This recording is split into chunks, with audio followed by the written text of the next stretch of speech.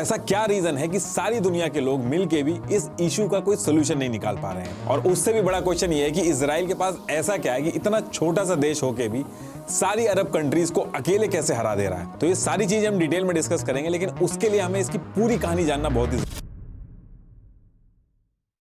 देखिए, अभी current situation की बात करें तो इंडिया से वेस्ट यानी पश्चिम की तरफ ये है देश इजराइल।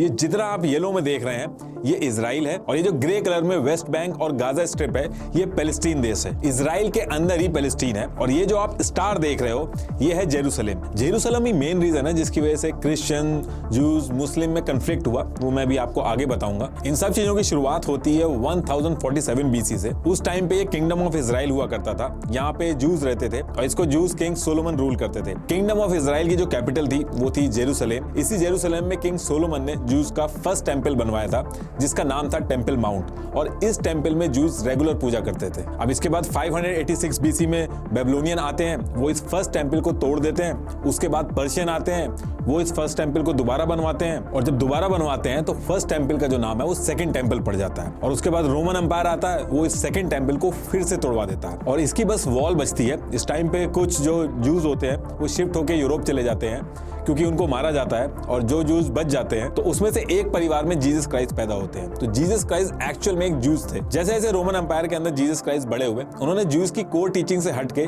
जेरूसलम के एरिया के अंदर अपनी अलग टीचिंग शुरू करी। ठीक वैसे ही जैसे गौतम बुद्ध जी हिंदू थे, लेकिन उन्होंने अलग हटके बुद्धिज्म की टीचिंग दी थी और बुद्धिज्म एक अलग रिलीजन बना।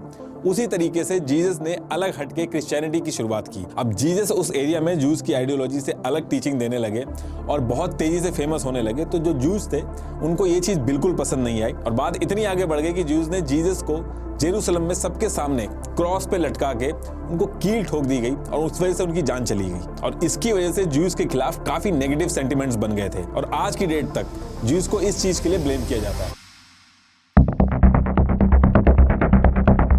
देखिए, इस पर्टिकुलर टाइम पे रोमन एम्पायर में अभी तक तो सब कुछ सही चल रहा था, लेकिन ईयर 306 में किंग वेलेरियस की डेथ हो जाती है, और उसी टाइम पे उनके बेटे कॉन्स्टेंटाइन द ग्रेट रोमन के किंग बनते हैं।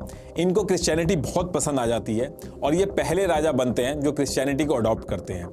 इनके क्रिश्चियन बनने से पूरे रोम में क्रिश्चियनिटी फैलती है। क्रिश्चियनिटी तो फैलती है, लेकिन जीसस को क्योंकि ज्यूज ने मारा था तो ज्यूज के खिलाफ नफरत भी बहुत ज्यादा फैलती है, और इनके राज में ज्यूज को बहुत बुरी तरीके से मारा पीटा जाता है। ज्यूज को रोमन एम्पायर छोड़ के दुनिया भर में भागना पड़ता है, स्पेशली यूरोप की तरफ ये लोग जाते हैं। और जिस जगह पे जीसस क्राइस्ट को मारा गया था वहां पे कॉन्स्टेंटाइन द ग्रेट ने चर्च ऑफ द होली सेपल्कर बनवाया। ये जो चर्च बनवाया था ये करीब 2 किलोमीटर की दूरी पे था टेंपल माउंट वाले एरिया से। टेंपल माउंट वाले एरिया को जूस तो टेंपल माउंट कहते हैं, लेकिन मुस्लिम जो है वो उसको हरम अल शरीफ कहते हैं। वो मैं भी आपको आगे बताऊंगा ऐसा क्यों कहते हैं।